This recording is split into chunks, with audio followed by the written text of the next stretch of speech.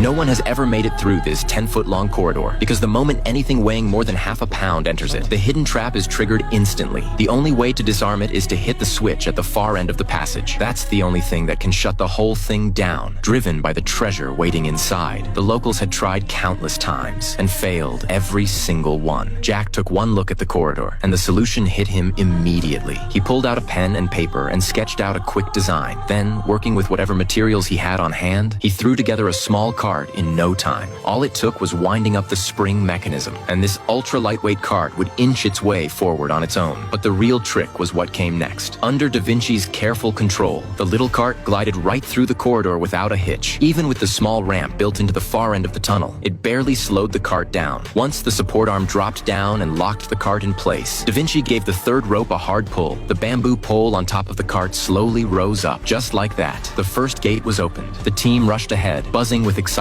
But what they saw at the second challenge stopped them cold. The sight in front of them was terrifying. All that stood between them and the next chamber was a narrow stone bridge, with a bottomless cliff dropping away beneath it. The stone door ahead was covered in a dense grid of keyholes. One wrong keyhole, and a section of the bridge beneath their feet would retract. Da Vinci had clearly picked the wrong one. He leaned in for a closer look and noticed that each keyhole was engraved with a different constellation, remembering that the indigenous people had always worshipped the sun. But instead of stopping, the bridge kept retracting, faster and faster. In that desperate moment, Da Vinci suddenly noticed that the number of keyholes in each row was a prime number, but the total didn't add up to 100. The real total should be 101, which meant there was one hidden invisible keyhole somewhere on that door. But where? The realization hit Da Vinci like a thunderbolt. He immediately had his partner grab onto his legs and hold on tight, then flipped himself over to the underside of the bridge. And sure enough, the final keyhole was hidden right there. Da Vinci jammed the key in and turned it with everything he had. The bridge finally came to a halt. The team made it to the main burial chamber. There, sitting in the center of the cave,